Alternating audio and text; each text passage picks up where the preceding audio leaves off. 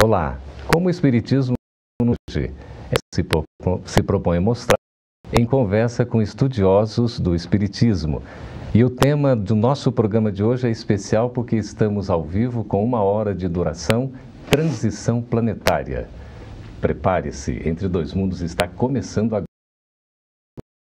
De espíritos nobres e a desencarnação sem retorno à Terra de espíritos comprometidos com o mal, um período de bênçãos, uma nova Canaã, em realidade, um mundo menos de sofrimento, que ele denominou como mundo de regeneração. Este problema é de longo curso e nós vemos que, para tanto, a ciência, a tecnologia, mas também a ética moral do Evangelho devem contribuir fortemente.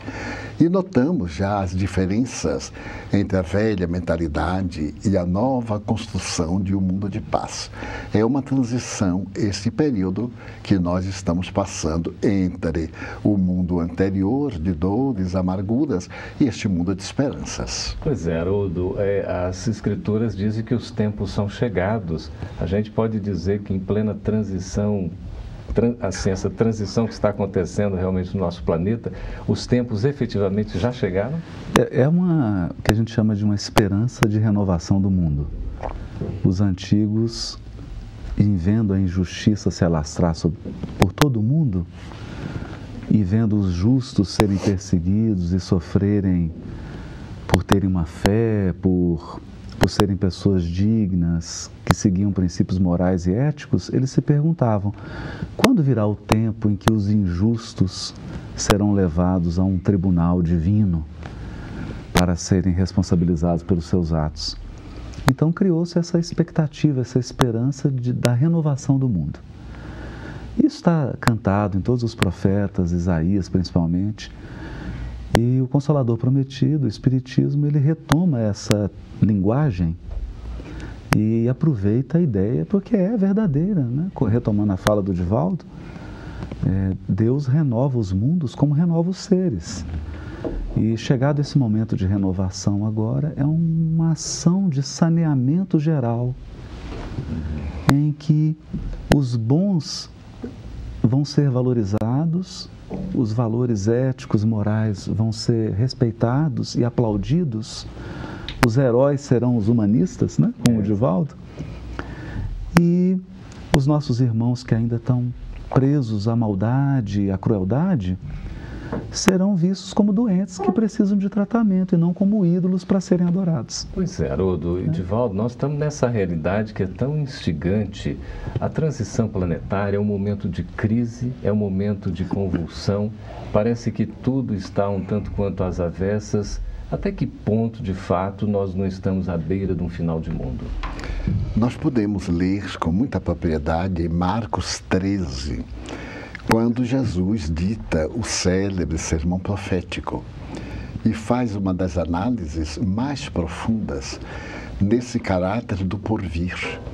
Porquanto todos os anúncios que ele apresentou, ao referir-se à decadência do templo, que ele poderia reerguê-lo em 3 dias, e ao ser perguntado pelos amigos, mas como seria isso? Quando acontecerá? E ele narra de uma maneira excelente e trágica, culminando com uma promessa de ternura: e se eu não rogasse ao meu Pai para que diminuíssem as dores, nem todos suportariam. É este período que nós estamos denominando como período de crise.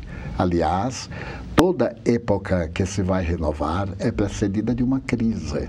A crise existencial, a crise comportamental, a crise financeira. Então, isto é realmente sinal dos tempos novos. Quando se fala na crise hoje que toma conta da Terra, ponho-me a pensar qual seria a causa básica. E vamos encontrar essa causa no ser. Enquanto nos não tornarmos melhores, as crises repetir-se-ão. Porque somos células básicas do organismo social. E se torna indispensável que hoje, agora, comecemos o nosso trabalho de mudança para melhor, tornando o mundo melhor. Faz muitos anos eu li de uma pensadora positivista uma frase muito curiosa. Ela dizia: quando alguém cai, a sociedade cai com ele. Pareceu-me uma frase pessimista. Então eu diria: quando alguém se levanta, a humanidade com ele se levanta. E me recordo também de uma outra frase de um dos pais da física moderna, quando falou que se uma pluma se movimenta às margens do Pacífico, esse movimento influencia todo o universo. Então, o universo é resultado dos nossos pensamentos.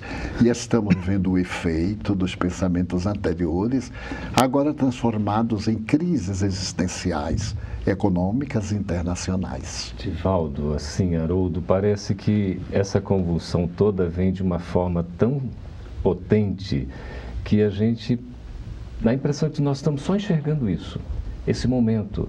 Há alguma esperança em termos de solução? Porque o mundo parece estar ruindo. Assim, como disse o Divaldo, a humanidade elegeu um projeto que foi tomar o ser humano na sua fragilidade como centro do universo e como medida. E agora nós chegamos a um fracasso, uma espécie de falência desse modelo.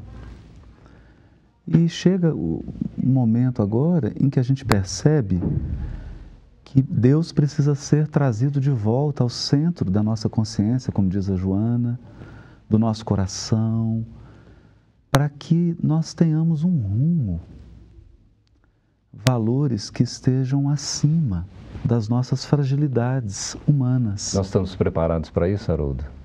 Eu acho que descemos tanto, ainda vamos descer mais um pouco, e que chega um momento em que não há mais alternativa a não ser subir. Nós não estamos no auge da crise, não, Divaldo?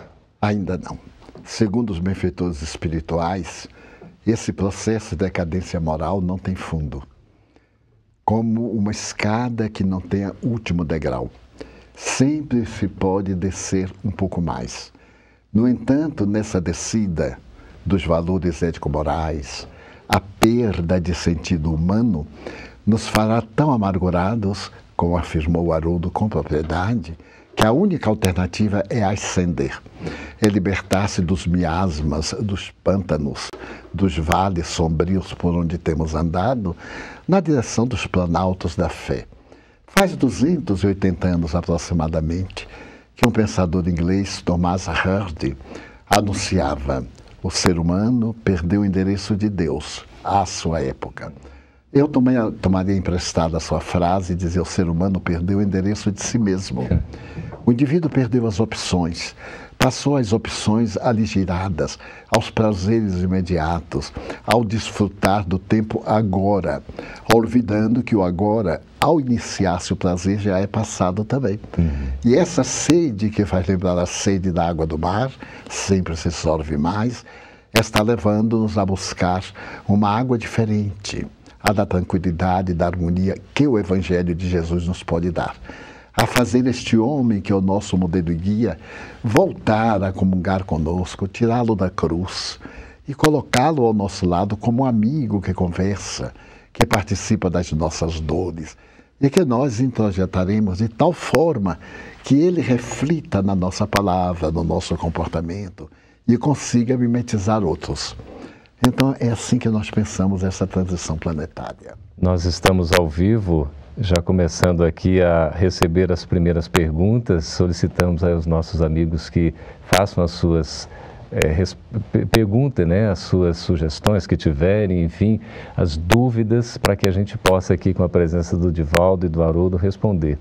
Haroldo, a questão do Apocalipse, nós poderíamos afirmar que estamos vivendo nesses tempos finais o que foi previsto por João Evangelista ao redigir mediunicamente o Apocalipse? Eu diria que nós estamos assim nos últimos ais do Apocalipse, porque a partir do momento que João tem as suas visões lá em Patmos, daquele momento em diante começa a se concretizar o Apocalipse, porque o próprio livro ele mostra um desenrolar. Abre-se selos, aí o último abre mais um conjunto de fatores que vão se abrindo. E é importante a gente perceber que é um processo. As coisas vão acontecendo aos poucos, mas a gente não deve ser tomado de medo, porque tem o amparo espiritual. Esse não é um processo caótico. É interessante isso. A impressão que dá eu estou até com o livro da Joana, né? O Seja Feliz Hoje, que é o último lançamento, e ela fala isso. Sobre essa superfície de caos, há uma ordem mais profunda que nós não podemos entender. É como uma casa que está sendo reformada. Se você não tem o projeto arquitetônico em mãos, você só consegue ver o que está sendo tirado do lugar. Mas você não consegue visualizar para onde está indo a obra. Eu penso que nós estamos vivendo isso. O projeto arquitetônico está nas mãos do Cristo, né, Givaldo? Ele tem a visão do que será. Ele sabe o que ele quer. Aonde ele que terra ele quer. Mas nós estamos vendo a parede ser quebrada, o chão em buracos. É também preciso, principalmente nós que guardamos a fé e temos essa esperança, não perdermos de vista, como diz Bittencourt Sampaio, que Jesus segue no leme. Isso é conduzido, as coisas têm um propósito. Por mais que nos aparentem estarem na desordem, há uma ordem profunda sendo construída. E seres que nos amam e que se adiantaram, voltam por amor para nos ensinar a dar os passos que eles deram. Isso é muito confortante. Eu acho que essa é uma contribuição que o Espiritismo tem a dar aos corações em sofrimento. Nós estamos amparados pelos seres que nos amam, seres que já estão onde nós ansiamos chegar. Divaldo, o Geraldo de Araújo, pelo YouTube, está perguntando o seguinte: Divaldo, eu queria saber se com essa transição planetária a natureza sofrerá alguma transformação. Para melhor, sem dúvida. Embora sejamos destruidores da natureza, o animal mais perverso, entre aspas, que existe dentro do fenômeno da ecologia, essas mudanças também são inevitáveis. Quando desapareceram os dinossauros, vieram animais melhormente equipados para viver, menos ferozes, mais preparados para as mudanças climatéricas. Agora a natureza experimentará uma mudança, porque nunca houve tanta preocupação humana pela mãe natureza como nestes dias. Nós vimos, pela segunda vez na história, Francisco de Assis ser o verdadeiro pai da ecologia, mas Jesus o antecipara, porque ele sempre procurou o altar da natureza. O seu templo era o coração humano, como afirma Leon Denis, mas, em realidade, ele viveu em a natureza para demonstrar-nos o respeito a essas paisagens embelezadoras da terra. E, naturalmente, haverá uma delicada transformação, tanto na flora como na fauna. E eu iria atrevidamente a um pouco mais longe, na própria constituição planetária.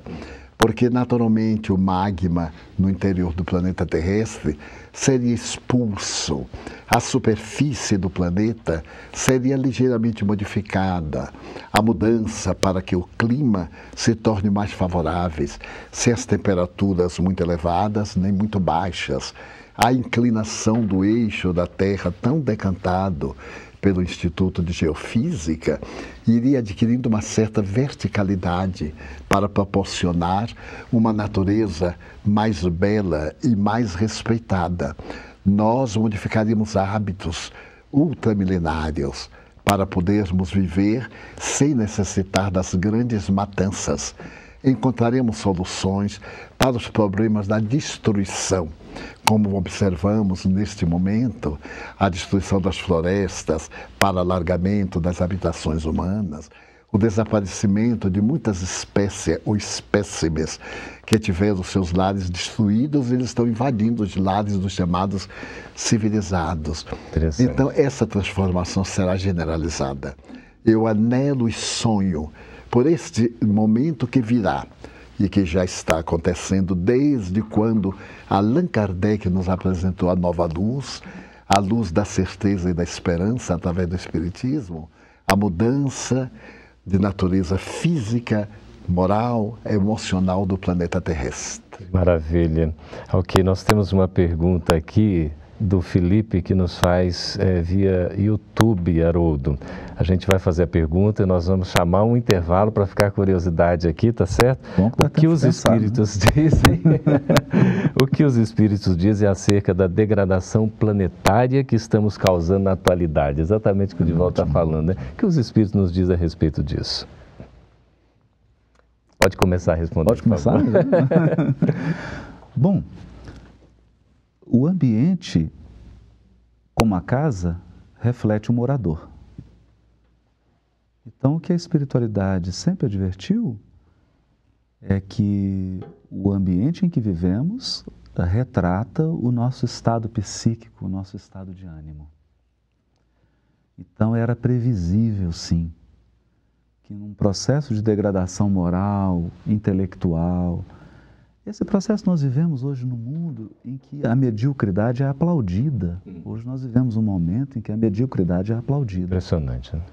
Os nossos heróis não são as professoras, os professores, os educadores, os homens e as mulheres de bem que se sacrificam para sustentar a comunidade. São outras criaturas que às vezes vivem da exploração alheia. Então, esse processo de degradação moral, ele se reflete no ambiente, é natural. Então, é claro que os espíritos aguardavam que isso se refletisse. Mas, quando Jesus traz o Evangelho, ele o traz na certeza de que o homem interior será renovado. E quando se renova o homem interior, o ambiente segue naturalmente e passa a refletir o ser humano que o habita. É como um estudante de música. Quer dizer, o aluno inicial, ele não necessita ainda de um instrumento de altíssima performance, mas à medida em que ele se torna um executor mais hábil, mais sensível, ele vai demandando um instrumento adequado até que ele chega ao ápice de se tornar um grande intérprete. Aí ele precisa de um instrumento muito refinado que dê conta de expressar a sua sensibilidade, a sua sofisticação. É assim também com o mundo. Ok, muito bem. Nós estamos conversando com Haroldo Dutra, com o Divaldo Franco. Vamos para um breve intervalo para conhecer um pouquinho mais o trabalho de Divaldo Franco na Mansão do Caminho. A gente volta daqui a pouquinho.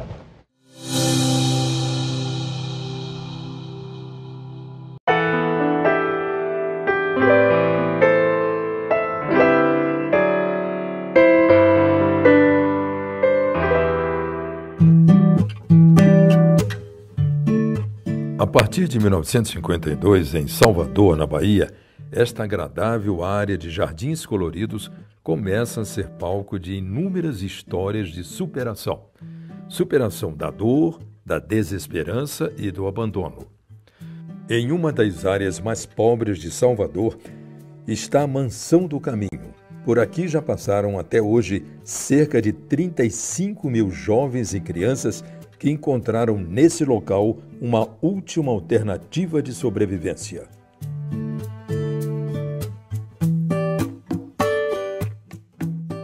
Uma obra de amor erguida em homenagem à Casa do Caminho, nome dado em referência ao local criado pelos primeiros cristãos para abrigar os mais desalentados da época. O espaço é um complexo de 78 mil metros quadrados e abriga setores de saúde com policlínica, laboratório e centro de parto normal. Em um projeto educativo de vanguarda, contempla Escola de Educação Infantil e de Primeiro Grau, curso de Informática, espaço de educação integral e de artes.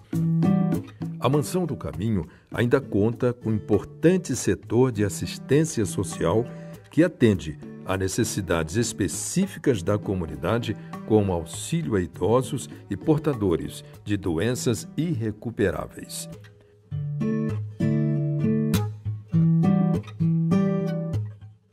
Por trás de todo esse empreendimento de amor está o pai de mais de 600 filhos adotivos, registrados em cartório em nome de Divaldo Pereira Franco, o tio Di.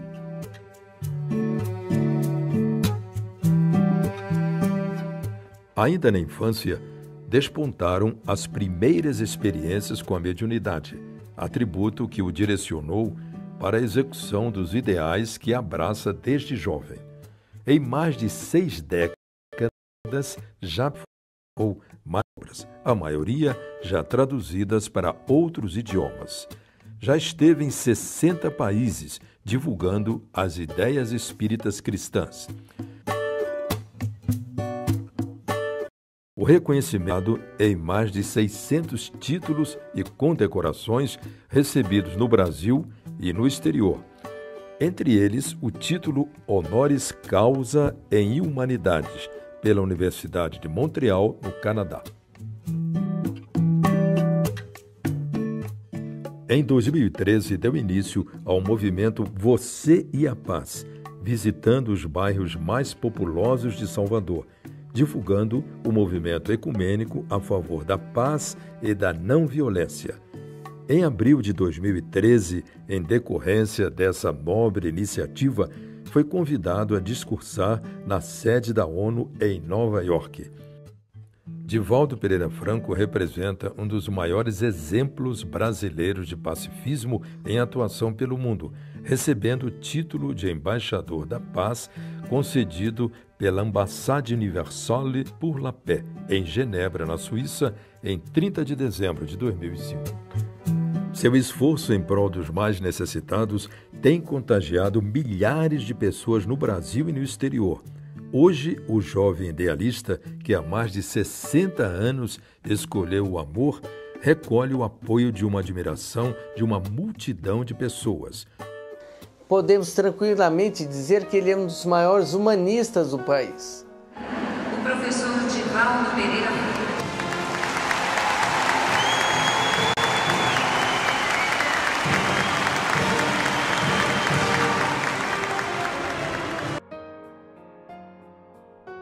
Divaldo Pereira Franco continua recebendo homenagens de várias partes do mundo.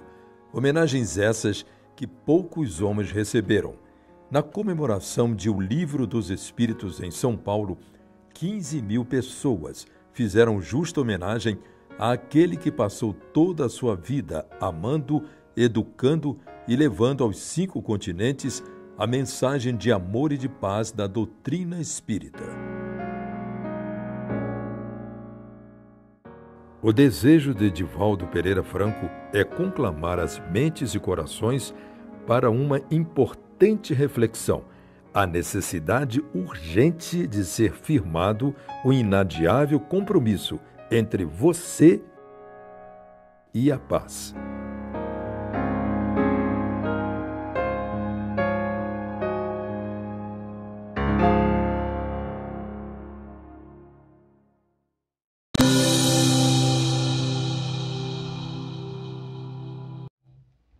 Estamos de volta ao vivo com Entre Dois Mundos, sendo acompanhados por milhares de pessoas em todo o mundo. Muito obrigado por sua audiência. Temos aqui, Divaldo, a pergunta de Fabrício Salles. Ele diz o seguinte: antes de entender a Deus, o homem não deve entender a si mesmo? É inevitável que isso aconteça, porque sem autocompreender-se, como poderá compreender aquilo que é exterior? Não se entendendo a si mesmo, que é uma proposta psicológica e que tem resultados materiais, como conceber Deus que transcende a nossa capacidade? Por isso, na questão 919 do Livro dos Espíritos, Allan Kardec pergunta qual o método mais prático, mais eficaz para se ser feliz neste mundo e superar as más inclinações. E vem a resposta, um sábio da antiguidade já vos disse: conhece-te a ti mesmo. Essa busca interior é a viagem para a busca do Deus interno. E depois que o encontrar, permitir que esse fascículo de luz, na opinião de Emmanuel, através do venerando Chico Xavier, transforme-se no incêndio interior que faculte o entendimento de Deus, o autor do cosmos. Que maravilha. Haroldo, Adriana do Vale aqui pelo Facebook. Quem foram esses espíritos que hoje fogem da Síria, já que a gente está falando nesse mundo em transição, não é? E os que atualmente habitam com tanto sofrimento no Haiti? Bom, Difícil. Sem adentrar numa informação precisa reencarnatória, porque aí nós precisaríamos do Divaldo concentrar e utilizar a sua mediunidade, né? Mas nós podemos fazer uma avaliação, porque nós costumamos nos esquecer de diversos movimentos trágicos da humanidade. Eu vou dar um exemplo. Ao ler o livro Paulo e Estevão, tem um momento em que Paulo está em Roma e bairros de judeus, mas que cristãos, quer dizer, judeus convertidos ao cristianismo, moravam, foram denunciados por próprios judeus, as autoridades romanas, e homens, mulheres e crianças foram surpreendidos no meio da noite, presos e levados ao sacrifício. Esse tipo de fenômeno de perseguição religiosa ocorreu, por exemplo, em Alexandria, com a Hipátia, a grande sábia grega. Então, nós, espíritos que habitamos a Terra, já passamos por diversos movimentos de intolerância política, religiosa, intolerância sexual, e vários tipos de intolerância. E muitas vezes ocupando a posição de agressores e de intolerantes. Então nós poderíamos citar na própria Revolução Francesa, nas cruzadas, vários movimentos. E agora é natural que no momento atual, aqueles espíritos mais comprometidos, mas que já se encontram em condições psíquicas de enfrentarem essas mazelas, optem, peçam ou sejam levados compulsoriamente a locais em que há a maior probabilidade disso ocorrer. É o que está acontecendo. Como a Síria, o Haiti e outras regiões. Porque é um processo, eu me lembro aqui de uma palestra do Raul Teixeira, que a gente imagina que os benfeitores ficam conduzindo as pessoas. Vem cá, meu filho, agora eu vou te conduzir para você desencarnar, para você resgatar. Imagina que tarefa difícil, né? Não é assim. É um processo de atração magnética. Há registros em nós que geram uma espécie de magnetismo da nossa personalidade, que nos atrai para circunstâncias que nos levarão a depurar esses registros. Então, e aí essas criaturas se reúnem, às vezes de forma inconsciente, em ambientes onde há uma probabilidade enorme. Por que a probabilidade enorme? Porque lá estão reunidas milhares de criaturas com as mesmas tendências. Então é natural que o estupim esteja pronto para ser aceso. É assim que nós devemos encarar isso. Mas sempre lembrando que tudo isso faz parte de um quadro também de experiências, porque ao optar pelo mal, e o Criador, em respeito ao nosso livre-arbítrio, nos dá esse direito, é preciso experimentar todos os seus sabores. E quando Kardec fala do Código Penal da Vida Futura, que é arrependimento, expiação e reparação, eu ficava sempre me perguntando, sabe, Divaldo? Ora, se eu já me arrependi, e se eu vou reparar, por que expiar? Qual a necessidade? Então eu fui meditando e entendendo, né, a minha visão, né? Que a expiação é quando Deus te troca de lado. Porque uma coisa é você estar na posição de quem agride, outra coisa é você estar na posição de quem foi agredido. Essa inversão de papéis provoca uma profunda transformação no nosso psiquismo, porque a gente passa a valorar de modo diferente certas condutas. É como nossa avó nos dizia, pimenta no olho do outro não arde, né? Exato. Então, quando a providência divina nos coloca numa outra posição, aí nós, como diz a Joana, nós reconfiguramos o nosso sentido psicológico da vida. Você estabelece uma nova pauta de valores. Haroldo, É doloroso, citou, mas é necessário. É verdade. Dói, mas é preciso, Mas né? é necessário. Você citou aí o nosso querido Raul Teixeira, que está aqui conosco no estúdio da FEB TV aqui em Brasília. Divaldo, Queixim e Mura, pelo YouTube, pergunta o seguinte, e o nosso tempo vai voando, é impressionante, né? Sobre as datas 2019 e 2059, qual marcará a transição efetiva dos mundos? Penso que não será uma fatalidade pré-determinada, porquanto as leis divinas são de justiça, mas também de misericórdia. Na profecia anotada por Marcos, Jesus refere-se que se ele não interferisse junto ao Pai, as dores seriam muito maiores. Disse-o em outras palavras. Então, estabelecer-se uma data para que seja definitiva. Então, no dia X acontecem muitas tragédias e no dia Y estaremos todos modificados. É um pouco de utopia. Quizás nesse período haja algum acontecimento marcante. E quanto à afirmação ser colocada na boca de Chico Xavier, eu confesso que a mim me surpreendeu muito, para que ela fosse feita após a sua desencarnação. Muitos anos depois, utilizando-se da memória mediúnica. Muito bela a colocação. Mas a mim me parece que se o Chico houvesse pedido segredo, esse segredo seria em tempo indeterminado, em homenagem e respeito à sua palavra.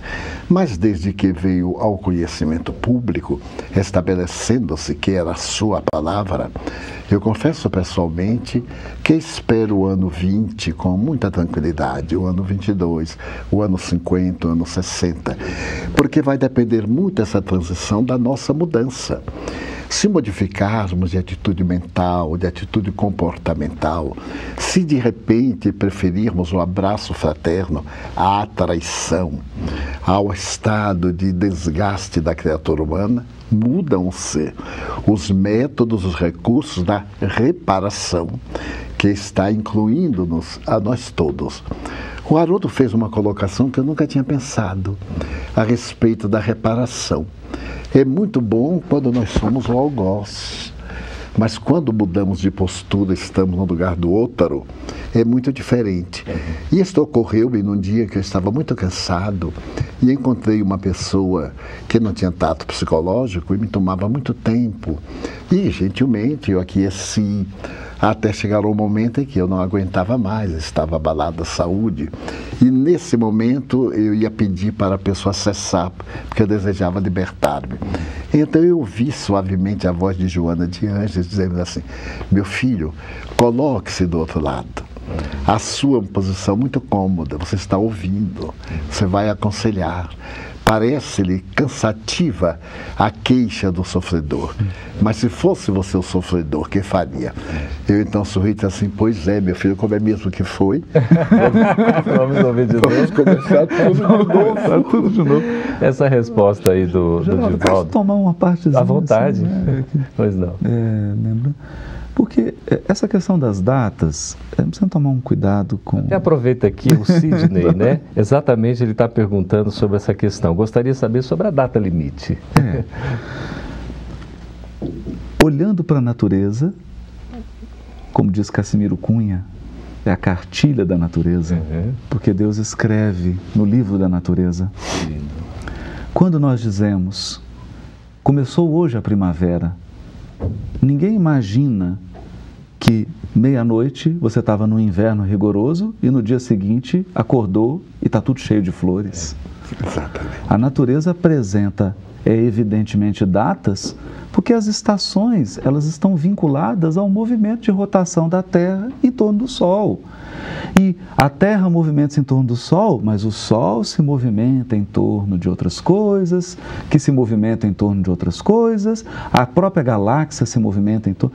Então, há um movimento geral no universo inteiro que gera ciclos. Mas esses ciclos não implicam em calendários humanos.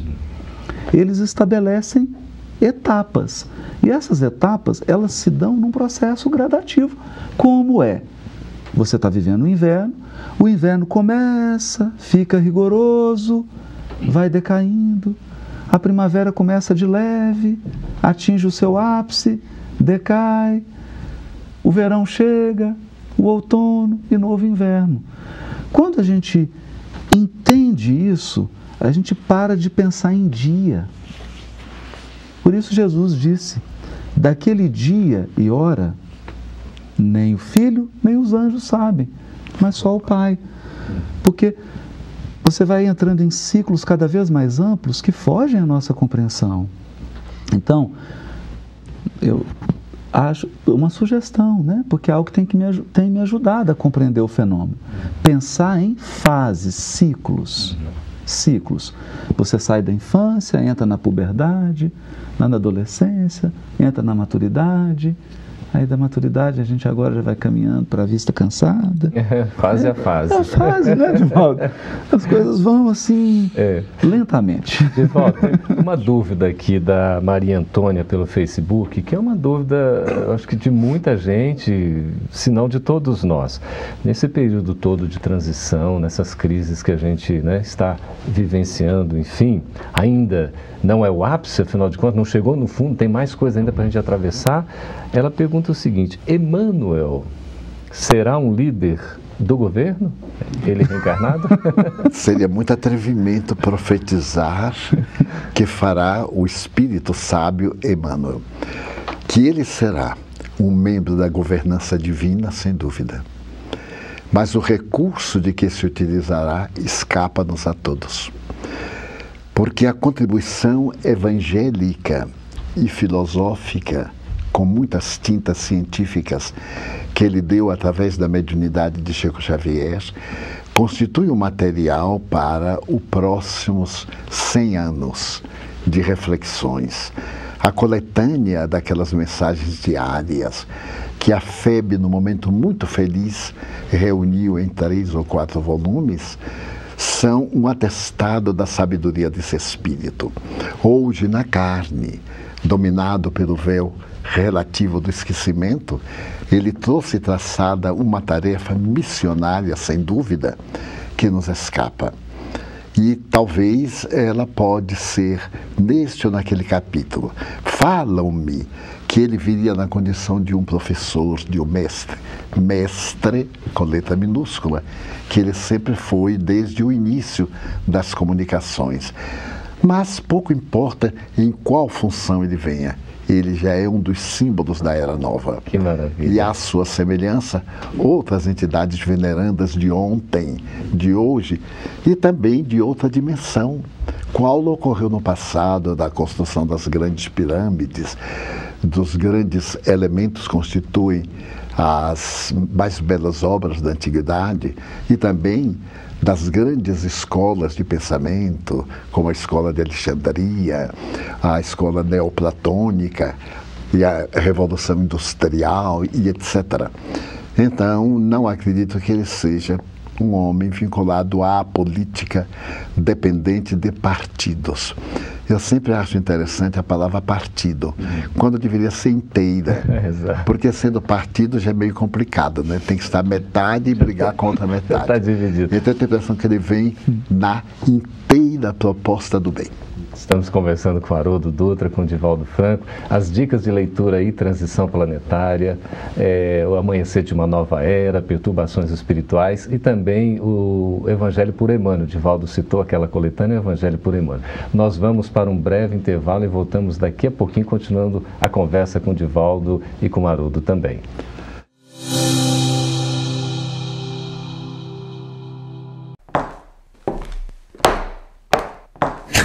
Eu preciso falar com você que está assistindo ao Entre Dois Mundos. E aí, você está gostando? Então, este programa precisa de você para se manter no ar. E sem a sua ajuda, nós vamos parar. Colabore com a divulgação do Espiritismo fazendo uma doação para a Federação Espírita Brasileira. Acesse o site www.febtv.com.br/quero ajudar e saiba mais como contribuir com a sua TV Espírita. Não deixe essa luz apagar.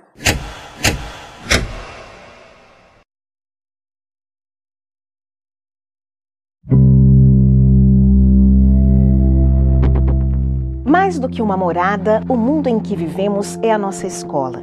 E neste aprendizado da vida, haveremos de nos perguntar sempre se a nossa evolução científica e tecnológica está sendo acompanhada pelo nosso crescimento moral e espiritual. A comunicação hoje faz circular todo tipo de conteúdo aos pontos mais distantes do planeta. As pessoas comentam, compartilham, falam de tudo. Mas será que estamos indo bem? Podem os meios de comunicação ajudar-nos a difundir globalmente o verdadeiro sentido da vida? A Federação Espírita Brasileira lançou a FEB TV, com o objetivo de difundir em larga escala mensagens de consolo, paz e esperança. Somos uma instituição sem fins lucrativos. Precisamos de você. Sua ajuda nos permitirá a continuidade deste projeto e o desenvolvimento de outros que irão contribuir para a construção de um mundo melhor. Junte-se a nós, acesse www.febtv.com.br/quero ajudar.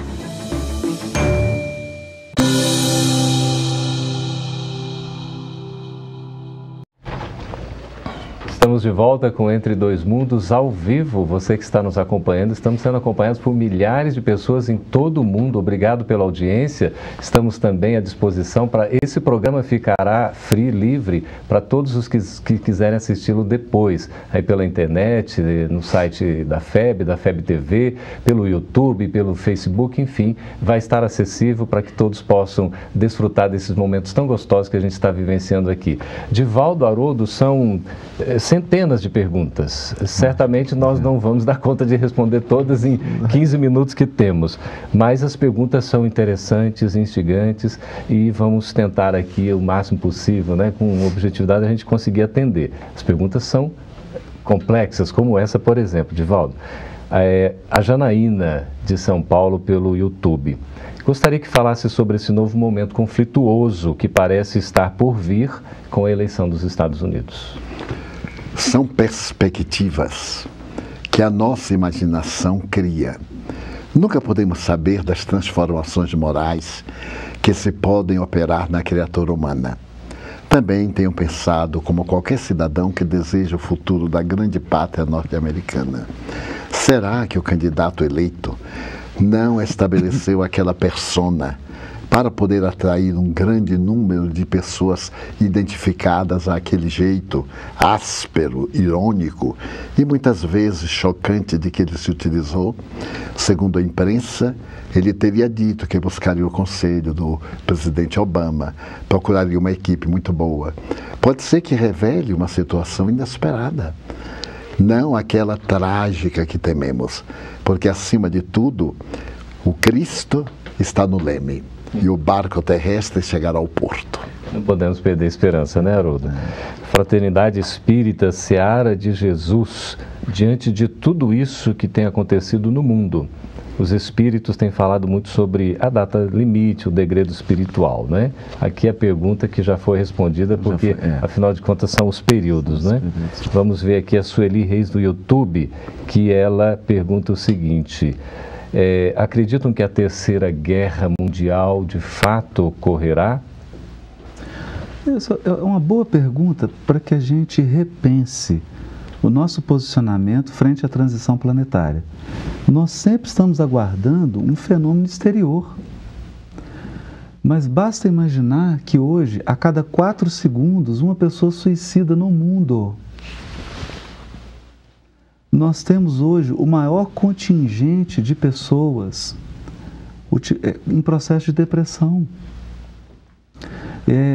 Na minha profissão, por exemplo, inúmeros colegas não dormem mais sem remédio. Então eu digo, precisa de guerra? Muito bem. Precisa de guerra. Né? Nós já vivemos uma catástrofe no mundo interior. Então, se nós ficarmos aqui como aves agoureiras, vaticinando guerras, conflitos, questões econômicas, talvez a gente perca o foco da causa. A causa está no ser, na intimidade. Então eu acho que é mais salutar voltarmos para esses dramas íntimos e enxergarmos o poder consolador do Espiritismo, porque ele esclarece e ele consola. Esclarece ampliando o nosso horizonte espiritual, a nossa visão, e consola porque eleva a nossa resignação ao nível das nossas provas. Divaldo, o Luiz Antônio Moraes Ferreira, ele faz aqui uma pergunta que acho que é a pergunta de muita gente também. Sabemos que o Brasil é a pátria do Evangelho. Como entender esse preceito diante da violência, da corrupção em que vivemos no dia a dia? É a pátria do Evangelho que ainda não alcançou a sua qualidade essencial. Porque o Brasil é um país sem karmas coletivos, numa visão superficial. Nós percebemos que a América Latina tem sempre estado em lutas. Agora quase que termina, na Colômbia, a velha guerra de 52 anos contra as Farc. E as pessoas estavam tão acostumadas com a guerra que se rebelaram ante a paz, no desejo de vingar os seus mortos, sem importar dos novos mortos que viriam. Então o Brasil tem o karma da escravidão negra e o karma da Guerra do Paraguai. A escravidão negra foi liberada por fim pela princesa Isabel, uma brasileira, embora ficassem os bolsões inevitáveis de um longo período. E Itaipu foi a maneira que o Brasil pagou os prejuízos ao Paraguai, na impiedade da retirada da laguna, nos dias difíceis que diminuíram até a masculinidade, o número de pessoas de sexo masculino no país irmão. Então, o nosso país não tem uma beligerância tradicional. Não é um país clássico de preconceitos contra esta raça, contra aquilo. O brasileiro, graças à miscigenação e aos espíritos que aqui estão, muitos europeus, que vieram resgatar ou preparar-se para levar a mensagem do Evangelho em toda parte. Com respeito a todas as nações, Deus não iria criar uma nova Canaã, destacando-a em uma posição relevante em detrimento das outras. O autor brasileiro sonha com esse momento de fraternidade que um dia lograremos, é a pátria do Evangelho. Pelo número daqueles que hoje abraçamos o Evangelho na visão espírita. É o coração do mundo, porque nos compadecemos muito. E graças à mentalidade brasileira espiritista, há 90% dos países na atualidade, onde brota o movimento espírita, é com a presença de brasileiros que levaram a semente. Não é questão de que, pelo fato de termos uma destinação histórica muito bela e consoladora, estejamos beijando no meio da rua hoje. Porque o Brasil alcançará, mas é necessário que os brasileiros nos modifiquemos para podermos merecer nessa pátria da esperança. Muito bem. Tiago Alexandre pelo YouTube, Haroldo, Divaldo diz assim: bom dia, gratidão imensa de ouvir estas orientações. Gostaria de saber se essa transição tem um prazo definido para acontecer. O prazo.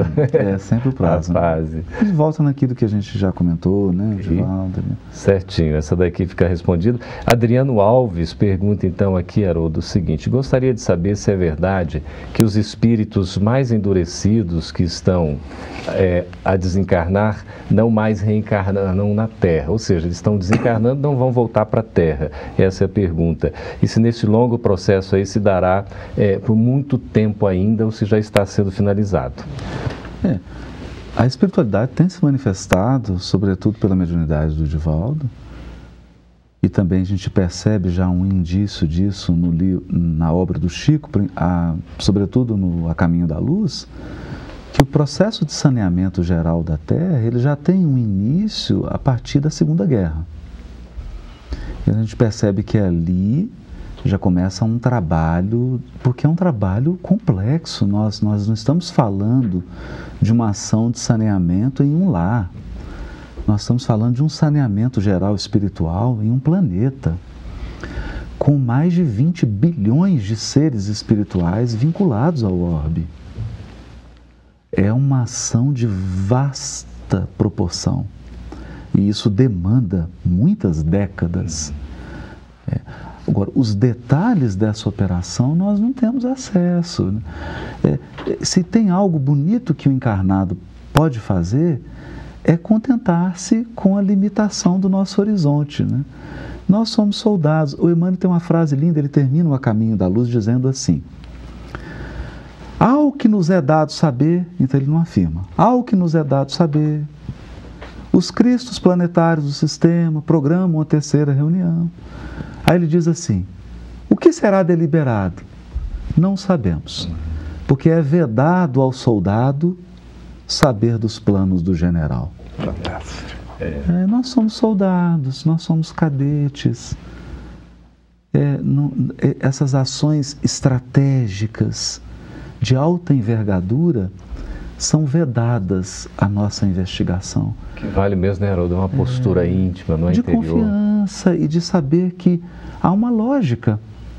Jesus nunca tomou decisões incoerentes, porque ele está em comunhão com Deus. E outra coisa, transição planetária, tem bilhões de planetas passando por ela.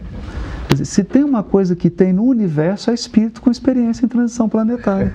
Alguns já têm currículo assim. Você pega o currículo dele, ele já participou de 50 transição planetária. Ele está experiente, os técnicos... né? Jesus não recruta assim, técnicos que estão começando agora. Experiência longa. Divaldo, a Carolina Doria, aqui pelo portal da FEB TV, pergunta se a gente pode dizer que nós estamos passando por uma verdadeira crise moral. Sem dúvida. A grande problemática da crise é de natureza moral. A perda de uma ética, a perda de um roteiro de segurança, a perda daquela proposta do Cristo, do amor, mas não apenas do amor da libido. A libido é uma forma de amor, mas o amor preconizado pelo Cristo é de muito maior profundidade. É um sentimento de largueza quase infinita, que nós ainda não podemos alcançar, mas que podemos manifestar através da tolerância, da compreensão, da fraternidade, da ajuda recíproca. Isso nós podemos fazer. Que beleza.